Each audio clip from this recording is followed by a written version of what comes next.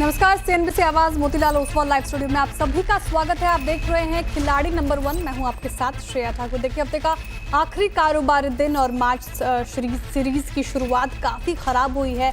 Nifty eight day लो के आसपास कारोबार करता हुआ 1.5% की गिरावट देखिए 22,257 के लेवल पर कारोबार कर रहा है। निफ्टी 22,300 के नीचे फिसल गया। बैंक निफ्टी की भी हालत खस्ता, 300 अंकों से ज्यादा की गिरावट बैंक निफ्टी में देखने को मिलेगी आपको। देखिए 48,402 के लेवल पर कारोबार कर रहे हैं। हालांकि निचले स्तर से थोड़ी तो रिकवरी करने की कोशिश की, लेकिन फिर भी कोई वाव परफॉर्मेंस दिख नहीं रही।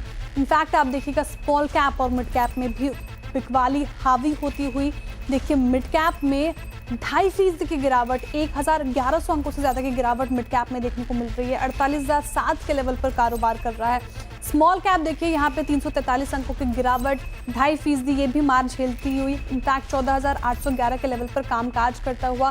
ब्रेथ काफी खराब होगी जिस तरीके से बिकवाली आज बाजार में देखने को मिल रही है। मात्र 263 स्टॉक्स हैं ऐसे जिनमें तेजी है और 2300 ऐसे स्टॉक्स जो अभी फिलहाल गिरकर कारोबार कर रहे हैं। कंट्रीब्यूटर प्लेट रखते हैं आपके स्क्रीन पर, देखिए 301 अंकों की गिरावट निफ्टी में देखने को मिल रही है और इसमें सबसे ज्यादा कंट्रीब्यूट कर रहा है इन्फोसिस। इनफैक्ट पूरा आईटी पैक आप देखिएगा आज 3% से ज्यादा लुढ़का हुआ है। टीसीएस, भारतीय एयरटेल और महिंद्रा एंड महिंद्रा जैसे स्टॉक्स ड्रैग कर रहे हैं। थोड़ा बहुत रिलायंस और एचडीएफसी बैंक जैसे हैवीवेट संभालने की कोशिश कर रहे हैं। एक्सिस बैंक और कोल इंडिया भी इसमें शामिल है। बैंक निफ्टी के भी कॉन्ट्रीब्यूशन प्लेट में आपको यही सारे स्टॉक्स दिखेंगे, जहाँ HDFC bank, AU small finance bank और एक्सिस बैंक ने कहीं ना कहीं थोड़ी पुश करने की कोशिश की है। वहीं IndusInd bank, Kotak Mahindra bank, ICICI bank और इनफैक्ट एसबीआई देखिएगा ऐसा स्टॉक जो ड्रैग कर रहा है फिलहाल बैंक निफ्टी को। तो बाजार की हालत काफ़ी खस्ता, लेकिन सवाल यही कि क्या क्लोजिंग बेल्स कहती है उस पर नज़र बनेगी। चलिए इसी के साथ हम खिलाड़ियों की तरफ चलते हैं और इस पूरे हफ्ते हमारे साथ जुड़े रहे आशीष कयाल जी, ओम मेहरा जी, पंकज रानड़ जी, आप तीनों का ही बहुत स्वागत है। Good morning gentleman. और देखिए हफ्ते का आखिरी कारोबारी दिन और आखिरी मौका हमारे खिलाड़ियों के पास खिलाड़ी नंबर 1 का खिताब अपने नाम करने के लिए।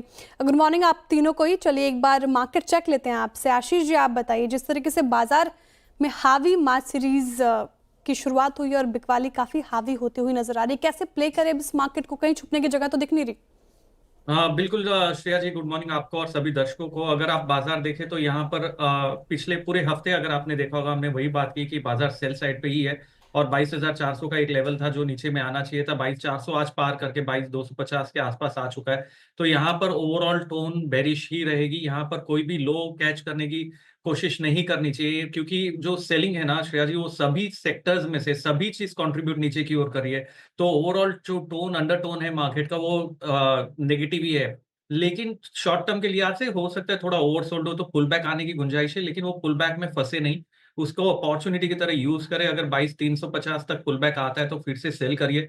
नीचे में 22,100 का टारगेट निफ्टी में देखा जा सकता है और यहाँ पर चुनिंदा स्टॉक्स में शायद फिर भी शॉर्ट टर्म में पुल बैक के लिए प्ले किया जा सकता है आज के दिन में।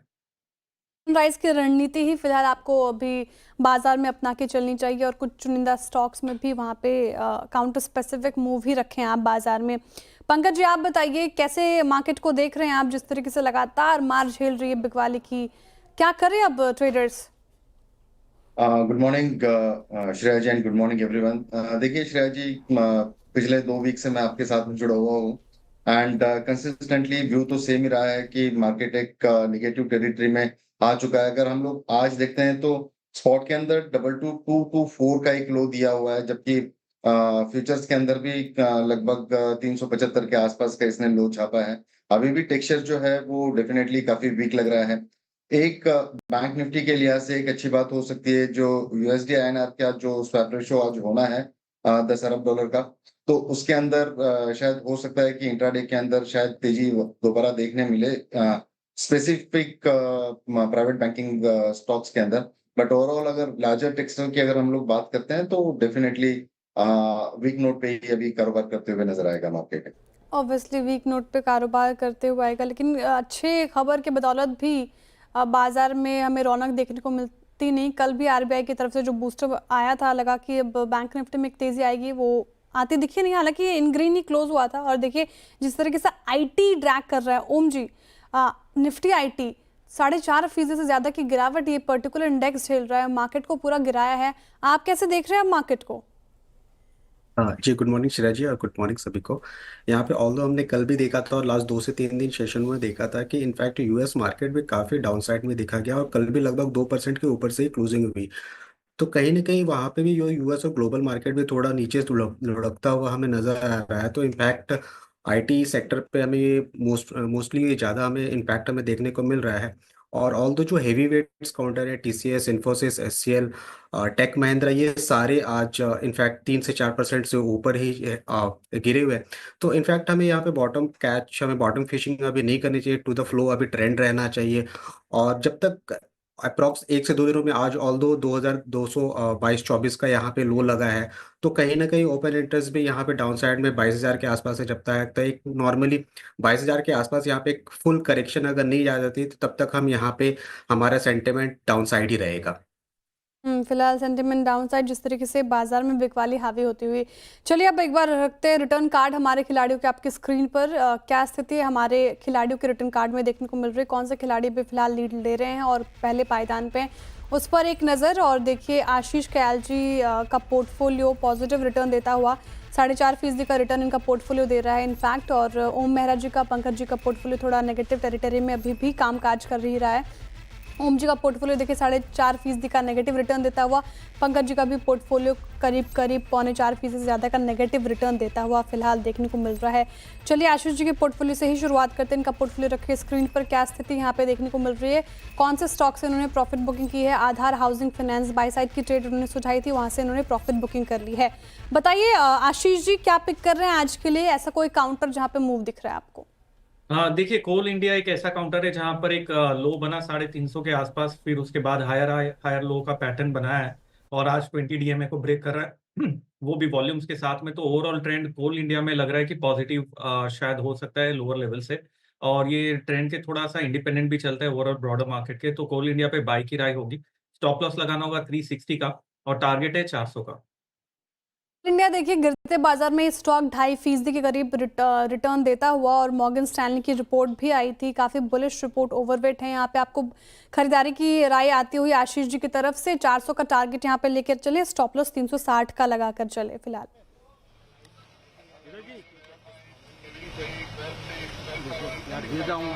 मैं नहीं हूँ, देखो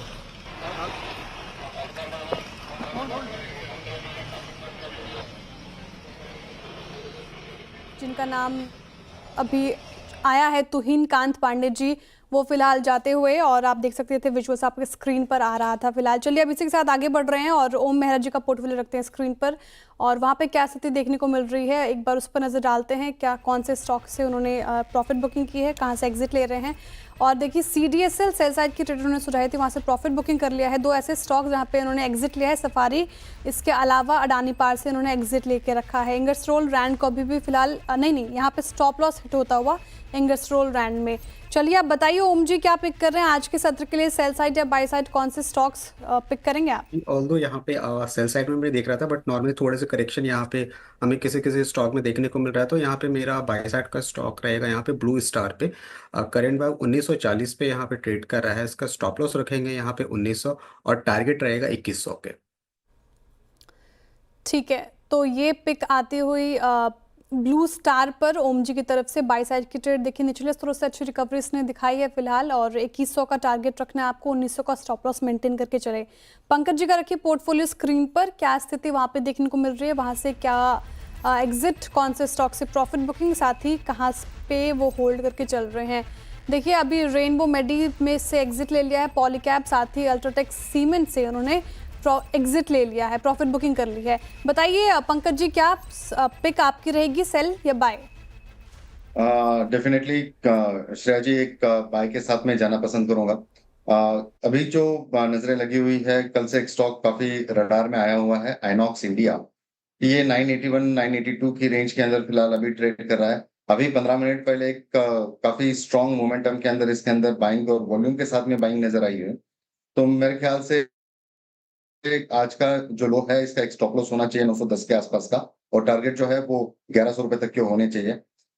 डेफिनेटली इंट्राडे का तो प्ले नहीं हो सकता है, लेकिन इसको जरूर अपने पोर्टफोलियो में ऐड किया जा सकता है 1-2 दिन के ट्रेडिंग के लिए।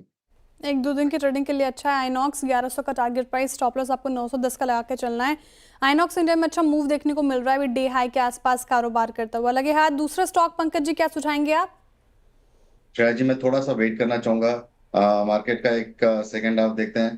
काफी हम्म। अच्छे तरीके से बाउंस बैक हो चुका हूं, तो शायद मैं जीतने की कोशिश करूं उसमें। बिल्कुल बिल्कुल। ठीक है, थोड़ा सा इंतजार पंकज जी की तरफ से आता हुआ। अब ओम मेहरा जी आप बताइए, आपने दूसरा पिक क्या चुना हुआ है? जी मैं भी यहाँ पे थोड़ा वेट करूंगा, मार्केट डायरेक्शन के साथ कोई स्टॉक पिक करूंगा।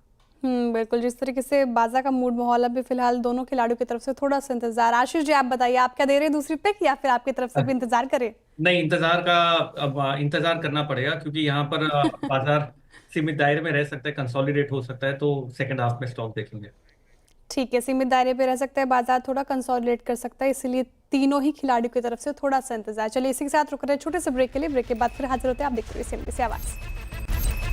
वेलकम बैक, आप देख रहे हैं खिलाड़ी नंबर 1 CNBC आवाज पर। देखिए गिरते बाजार में एक स्टॉक ऐसा है जो 2% से ज्यादा उछलकर कामकाज कर रहा है, और वो स्टॉक है कोल इंडिया। आशीष जी ने पिक भी दी है आज, लेकिन खबर क्या है? तो देखिए कंपनी ने नॉर्दर्न कोल फील्ड के कोल पर लेवी लगाई है। लेवी लगाने का कंपनी को कितना होगा फायदा, और ब्रोकर्स की क्या राय है, ये सब बताने के लिए यतिन जी मौजूद है मेरे साथ। यतिन जी बताइए क्या है खबर? जहाँ तक कि कोल इंडिया का सवाल है, इन्होंने नॉर्दर्न कोल फील्ड्स में सारे के सारे जो माइंस हैं इनमें 300 रुपये का प्रति टन जो है लेवी लगा दिया है, जिसके कारण अर्निंग्स में काफ़ी अच्छी बढ़ोतरी होने की संभावना है। मॉर्गन स्टैनली का कहना है कि कोल इंडिया की जो माइंस हैं जहाँ 300 रुपये प्रति टन लेवी लगा है, इससे लगभग 3877 करोड़ रुपए की आय में वृद्धि होगी, और इससे लगभग FY26 की अर्निंग्स लगभग 8% सुधरने का अनुमान है। इसके अलावा नुआमा ने भी एक पॉजिटिव रिपोर्ट निकाली है कोल इंडिया पे, जहां उनका मानना ये है कि FY26 में 9% और FY27 में लगभग 10% एबिटा बढ़ने का अनुमान है इस 300 रुपये के प्रति टन के लेवी के बाद, और लगभग जो केपेक्स का अनुमान है उनके हिसाब से लगभग 17,000 करोड़ रुपए रहना चाहिए। तो प्राइस हाइक अनाउंसमेंट के बाद जो रुपए 300 प्रति टन है, शेयर में अच्छी खासी तेजी देख रहे हैं। सुस्त मार्केट में भी शेयर में लगभग 2 से 3% की तेजी दिखाई पड़ रही है। बिल्कुल, शेयर मार्केट में सुस्ती है, लेकिन कोल इंडिया में नहीं है। 2 से 3% की तेजी देखने को मिल रही है। मॉर्गन स्टैनली और इनफैक्ट आप देखें तो नुवामा भी इस पर बुलिश नजर आ रहे हैं। शुक्रिया यतिन जी तमाम जानकारी के लिए। इसी के साथ रुक रहे हैं छोटे से ब्रेक के लिए। ब्रेक के बाद फिर हाजिर होते हैं, आप देखते रहिए CNBC आवाज। वेलकम बैक, आप देख रहे हैं खिलाड़ी नंबर 1 CNBC आवाज पर। चलिए अब शो को आखिरी सेगमेंट की तरफ मोड़ते हैं और फटाफट से लेके आते हैं हमारे खिलाड़ियों के पोर्टफोलियो स्क्रीन पर। शुरुआत करते हैं ओम जी के पोर्टफोलियो के साथ। क्या कुछ एक्शन उनके पोर्टफोलियो में देखने को मिल रहा है? देखिए ब्लू स्टार उन्होंने बाय साइड की ट्रेड सुझाई और 2100 का टारगेट, स्टॉप लॉस 1900 का लगाकर चलना है। क्या स्थिति ब्लू स्टार में फिलहाल, पॉजिटिव रिटर्न या नेगेटिव रिटर्न क्या दे रहा है? तो यहाँ पे पॉजिटिव रिटर्न ही, मतलब फ्लैट ही कारोबार कर रहा है ब्लू स्टार। चलिए अब आशीष जी का पोर्टफोलियो रखते हैं स्क्रीन पर। उन्होंने कोल इंडिया आज के सत्र के लिए सुझाया, टारगेट 400, स्टॉप लॉस देखिए 360 का लगाकर रखने को कहा है। क्या स्थिति यहाँ पे देखने को मिल रही है? तो ये भी फ्लैट कारोबार करता ही फिलहाल 0.05% का पॉजिटिव रिटर्न दे रहा है। पंकज जी ने पोर्टफोलियो में आज आइनॉक्स इंडिया को जोड़ा, बाय साइड की ट्रेड, टारगेट 1100 का, स्टॉप लॉस 910 का लगाकर चलना है। क्या स्थिति आइनॉक्स में देखने को मिल रहा है? तो देखिए यहाँ पे फिलहाल 0.89% की नेगेटिविटी देखने को मिल रही है, नेगेटिव रिटर्न दे रहा है। लेकिन मुनाफा का मीटर क्या कहता है? क्या स्थिति हमारे तीनों खिलाड़ियों के पोर्टफोलियो में, कैसे रिटर्न्स मिल रहे हैं? तो आशीष कयाल भी फिलहाल पहले पायदान पर, उनका पोर्टफोलियो 4.5% का पॉजिटिव रिटर्न देता हुआ। पंकज जी ने काफ़ी ज़्यादा इंप्रूव कर लिया है अपना पोर्टफोलियो, उनका पोर्टफोलियो फिलहाल 0.72% का नेगेटिव रिटर्न देता हुआ। और तीसरे पायदान पे ओम मेहरा जी हैं, इनका पोर्टफोलियो 4.03% का नेगेटिव रिटर्न देता हुआ। तो ये स्थिति हमारे खिलाड़ियों के पोर्टफोलियो में देखने को मिल रही है। लेकिन अभी भी आधा दिन बाकी है और कोई भी अपडेट हमारे खिलाड़ियों की तरफ से हम मिड कैप मंत्रा में लेके आएंगे। आप तीनों को ही बहुत शुक्रिया इस पूरे हफ्ते हमारे साथ जुड़ने के लिए, और ऑल द बेस्ट और हैप्पी वीकेंड आप तीनों को ही। चलिए इस शो से फिलहाल इतना ही, और सीधे मुलाकात होगी अब कमाई का अड्डा में। तब तक देखते रहिए आप CNBC आवाज़।